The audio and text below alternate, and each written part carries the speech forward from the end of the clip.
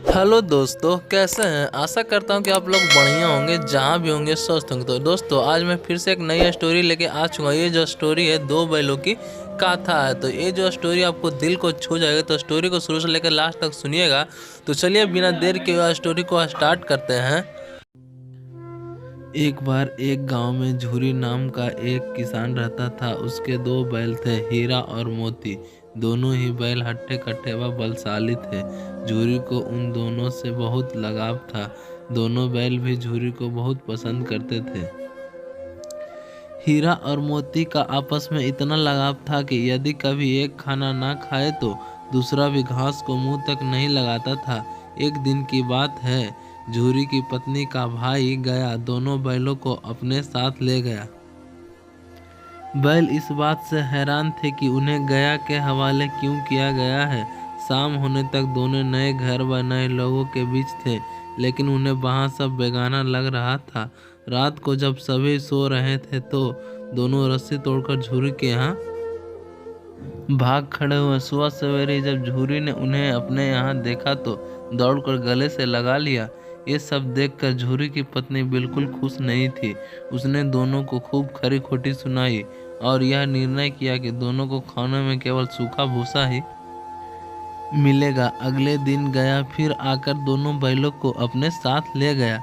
पिछले कल की घटना से बेहद क्रोधित था, इसलिए उसने कहा भी दोनों को खाने के लिए सूखा भूसा ही दिया। किसी तरह रात कटी। सुबह दोनों को हल जोतने के लिए खेतों में ले जाया गया। हालांकि दोनों ने जैसे एक कदम भी ना उठाने की कसम खा रखी थी। दोनों की खूब पिटाई हुई। रात को खाने में फिर भूसा मिला। दोनों निराश खड़े थे कि तभी वहां एक छोटी सी लड़की आई और दोनों को एक एक रोटी खिलाकर चली गई। एक एक रोटी से दोनों का पेट तो नहीं भरा, लेकिन उनके दिल को सुकून जरूर मिला था। पता चला कि उस लड़की की सगी माँ के मरने के बाद वह सौतेली माँ के पास रहती थी। उसकी सौतेली माँ उसे मारती थी। शायद यही वजह था कि उसे बैलों के लिए अपनापन था।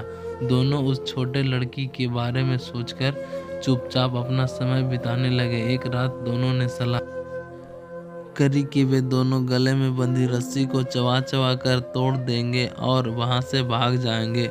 उसी रात जब वे रस्सी को तोड़ने की कोशिश कर रहे थे तो वहीं छोटी सी लड़की वहां आई और उसने दोनों को रस्सी से आज़ाद कर दिया। दोनों ने छोटी लड़की से विदा ली और दौड़ने लगे। इतने में गया कि इसकी खबर लगी और वह अपने आदमियों के साथ उन दोनों के पीछे दौड़ गया।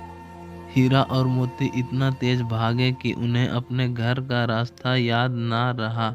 वे रास्ता भटक गए थे। दोनों को भागते भागते भूख भी लग पड़ी थी। रास्ते में मटर का एक खेत था। दोनों वहां जाकर जमकर मटर खाएं। अभी दोनों खेत में चर ही रहे थे कि वहां एक सांड आ धमका। दोनों ने हिम्मत दिखाकर उसे वहां से खदेड़ दिया। इतने में मटर के खेत के सेवक हाथों में डंडा लिए आ पहुंचे। हीरा के पास भागने का मौका था, लेकिन जब उसने देखा कि सेवकों ने मोती को पकड़ लिया है तो वह लौट गया। दोनों बैलों को पकड़कर मवेशी खाने में बंद कर दिया गया। उस मवेशी खाने में बहुत से जानवर कैद थे। वहाँ कई बकरियां, घोड़े, भैंस, गधे बंधे थे, लेकिन किसी को भी खाने को कुछ नहीं दिया जाता था। इस वजह से सभी जानवर कमजोर के कारण जमीन पर बेजान पड़े हुए थे। जब पूरा दिन बीत जाने पर भी खाने को कुछ ना मिला तो हीरा के सब्र का बांध टूट गया। उसने बाड़े की कच्ची दीवार पर जोर से अपने सींग गड़ा दिए। इससे मिट्टी का एक टुकड़ा निकल आया। यह देखकर हीरा को हिम्मत मिली और दौड़ दौड़कर अपने सींगों से दीवार की मिट्टी गिराने लगा। तभी मवेशी खाने का चौकीदार हाथ में लालटेन लिए जानवरों की हाजिरी लगाने आ पहुंचा। हीरा की करतूत देखकर उसने उसकी डंडे से पिटाई शुरू कर दी और उसे मोटी रस्सी से बांधकर वहां से चला गया। हीरा ने मोती से कहा, आज अगर यह दीवार गिर जाती तो यहाँ बंधे हुए कितने ही जानवर आज़ाद हो पाते। यदि ये थोड़ी दिन और यहाँ रुके तो कमजोरी से इनका मरना निश्चित है। यह सुनकर मोती बोला, अगर ऐसी बात है तो मैं भी जोर लगाता हूँ। ऐसा कहते ही मोती ने दीवार में उसी जगह वार किया और लगभग 2 घंटे की कड़ी मेहनत से दीवार को तोड़कर गिरा दिया। दीवार के गिरते ही घोड़े, भैंस, बकरियां सब जल्दी से भाग गई, लेकिन गधे वहीं खड़े रहे। लाख मनाने पर भी गधे अपने डर की वजह से वहीं खड़े रहे। उधर मोती अपने दोस्त हीरा की रस्सी को तोड़ने की पूरी कोशिश करता रहा। अब जब सुबह होने वाली थी तो हीरा ने मोती से कहा, दोस्त, मुझे नहीं लगता कि आज यह रस्सी टूटेगी। तुम यहाँ से भाग जाओ, वरना सबको पता चल जाएगा कि यह सब तुमने ही किया है। मुझे यहीं छोड़ कर तुम चले जाओ। यह सुनकर मोती की आंखों में आंसू आ गए। वह हीरा से बोला, मित्र, मैं इतना स्वार्थी नहीं हूँ कि मुश्किल से इस समय में तुम्हें छोड़कर चला जाऊं। मैं मरते दम तक तुम्हारे साथ ही रहूंगा। मुझे हर अपराध की सजा स्वीकार है। कम से कम इन जानवरों की जान बचाने का आशीर्वाद तो मिलेगा। इतना कहकर मोती ने गधे के सींग मारकर बाड़े से भगा दिया और स्वयं हीरा के पास आकर सो गया। सुबह होते ही चौकीदार, मुंशी व अन्य सेवकों को जब इसकी भनक लगी तो मोती की खूब मरम्मत हुई और उसे भी मोटी रस्सी से बांध दिया गया। लगभग 1 हफ्ते तक दोनों वहीं बंधे रहे, लेकिन उन्हें खाने को कुछ नसीब नहीं हुआ। उन्हें केवल पानी ही पिलाया जाता। दोनों की हड्डियां निकल आई थी।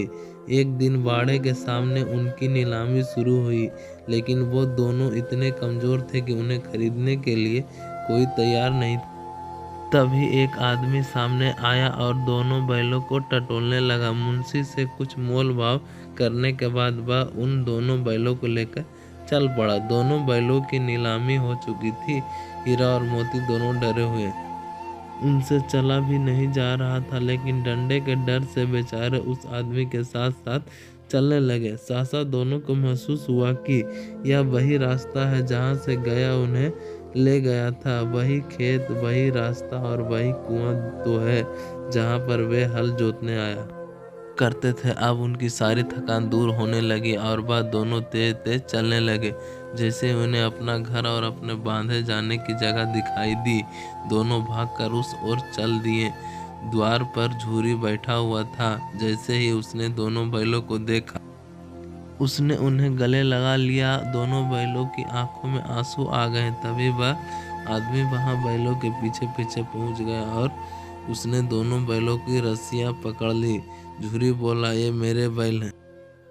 आदमी ने कहा, मैंने इन्हें मवेशी खाने की नीलामी से खरीदा है। झूरी तबाक से बोला, मेरे बैलों को बेचने कहा किसी को नहीं। अगर मैं इन्हें बेचूंगा तभी ये बिकेगा। आदमी ने जवाब दिया, मैं थाने से मैं जाकर रपट दर्ज करवाता हूँ। झूरी बोला, ये मेरे बैल हैं। इसका सबसे बड़ा सबूत यह है कि यह मेरे द्वार पे खड़े हैं। फिर उस आदमी ने आप देखा न ताप बैलों को अपनी ओर खींचने लगा। तब दोनों बैलों ने भी उसे अपने सींगों में खदेड़ दिया और गांव से दूर भगा दिया। इतनी देर में दोनों बैलों के लिए भूसा, दाना और चारा भर दिया गया। हीरा और मोती दोनों मिलकर चारा खाने लगे। झूरी साथ में खड़ा उन्हें सहलाता रहा। तभी झूरी की पत्नी भी अंदर से आई और उसने दोनों बैलों के माथे चूम लिए और खूब प्यार दिया। तो दोस्तों, यह कहानी यहीं पे ख़त्म होती है। इस कहानी से हमें यह सीख मिलती इस कहानी से हमें 2 बातें सीखने को मिलती है। पहले यह कि हमें अपनी स्वाधीनता के लिए अपने अंतिम समय तक संघर्ष करते रहना चाहिए। दूसरी सीख यह मिलती है कि हमारे जीवन में चाहे कितनी भी मुश्किलें क्यों ना आए, लेकिन सच्चे दोस्त हमेशा साथ निभाते हैं। तो दोस्तों, आज की हमारी स्टोरी आपको कैसी लगे हमें कमेंट करके ज़रूर बताएं। अगर स्टोरी पसंद आई होगी तो स्टोरी को लाइक कीजिएगा और अपने दोस्तों में शेयर कीजिएगा। और इसी तरह के वीडियो पाने के लिए हमारे चैनल पर नए हैं तो चैनल को सब्सक्राइब कीजिए, साथ ही में बेल नोटिफिकेशन को दबाकर ऑल पे प्रेस कीजिए। चलिए दोस्तों, मिलते हैं नेक्स्ट स्टोरी। तब तक के लिए जय हिंद, जय भारत।